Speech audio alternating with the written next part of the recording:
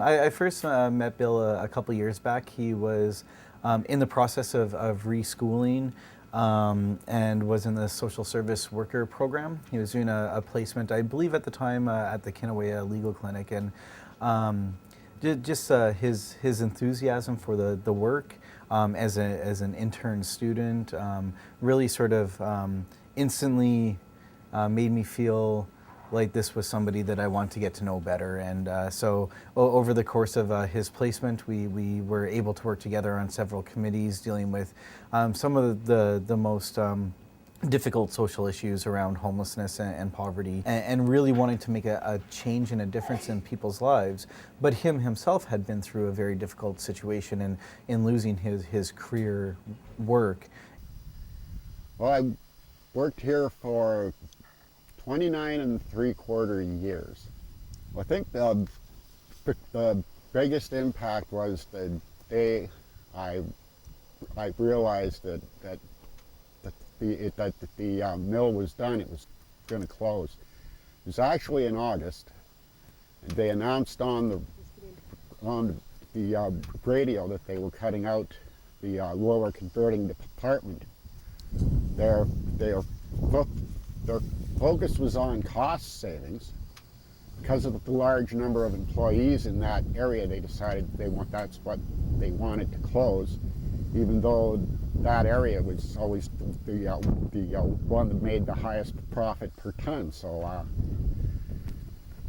from as soon as I knew that department was going to go down, I realized that the rest of the mill wouldn't be far behind it. And it was the feeling you have is it's pretty much the same as when you suddenly learn a relative or something died. Just this feeling of dread washes through you.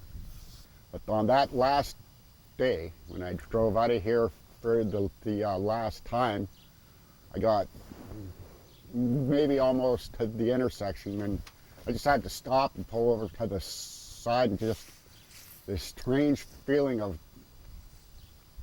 something like sorrow. I couldn't even drive my car home. People who were in denial, they had like a mortgage on a home, they had vehicle loans, they had a second mortgage on a cottage. It was quite catastrophic for many of them financially, but at the same time, it was almost as if people felt helpless. The first thing you find out is you figure you've got your severance pay, so that's going to buy you some time.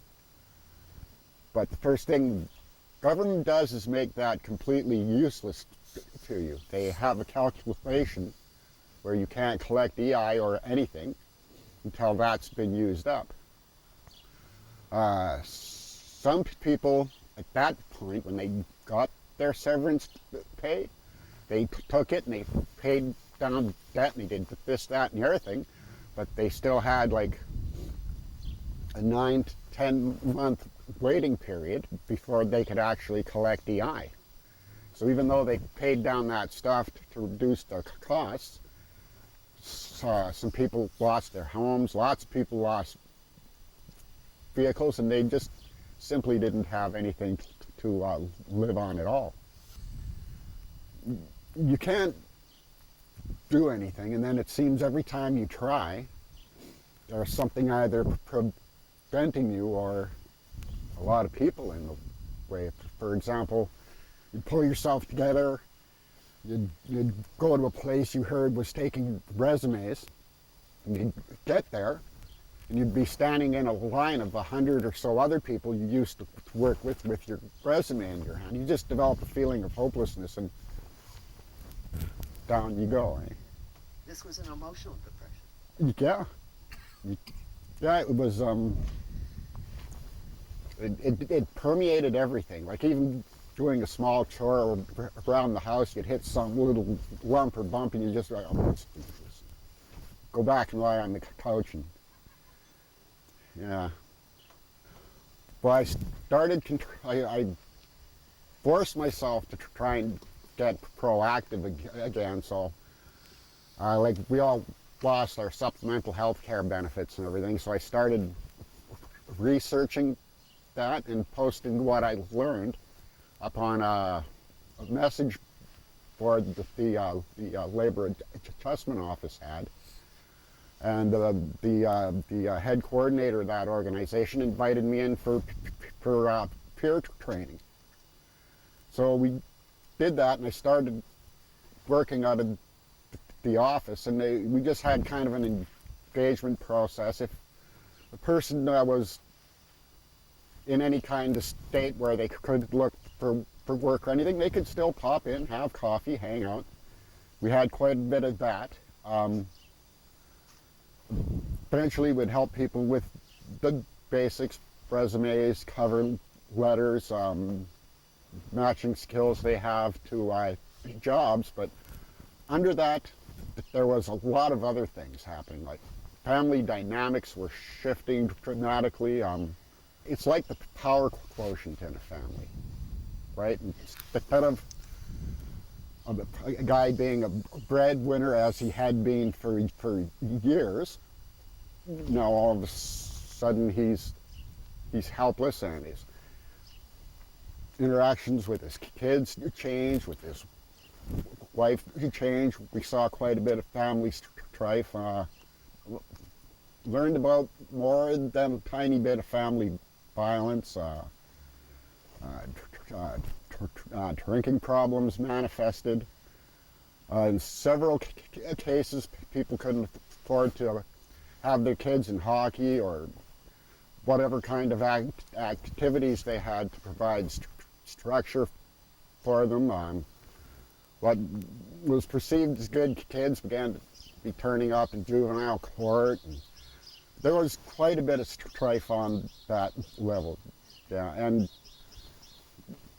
you kind of learned after a while, just by looking at someone when they came in, that this was happening to them. So you'd kind of try to draw them out, get them talking, and usually we could find some kind of help for them, but sometimes not.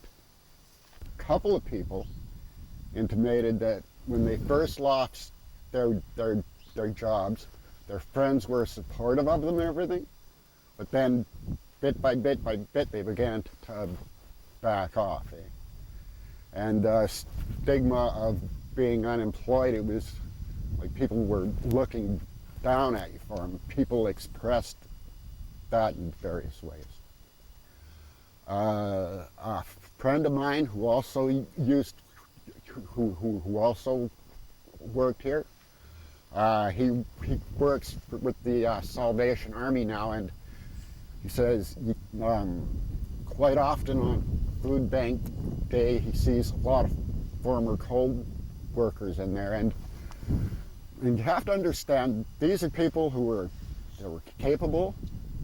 They had skills that were unfortunately specific to the injury. And he says when he sees them there, they take one look at him, and he says all you see coming out of them is shame. They just, first time they're there, they look at the floor. As I said, like problems with kids and families and everything, as soon as one loses their house or sells it and moves down, that changes everything also. I have stories I can tell, but as I said, there's issues of confidentiality. Some of them are extraordinarily tragic. A child ends up in jail. There's family violence. Because all these pressures mount as your world is crumbling around you. In many cases, a person's family starts to blame the person who lost their job. You can't provide for us anymore. That's the message coming at them. Because in a city like Thunder Bay, you don't notice that first there's 600 people out of work, and then there's 1,200 people out of work, and then there's 3,000 people out of work because they're mixed in with everyone else, right?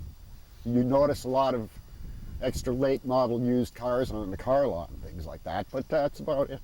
I helped a total of 160 some odd people get upgraded into college courses or some kind of retraining program. Actually, the last person I shepherded through the system was me.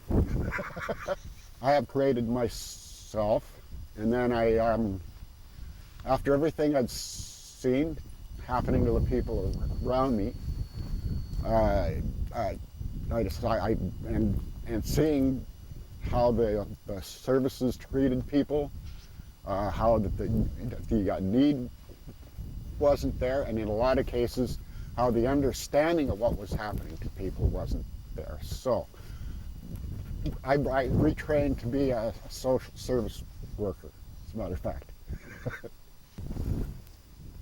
When there is a person who has lost their job, they'll go through a process as if someone close to them had died.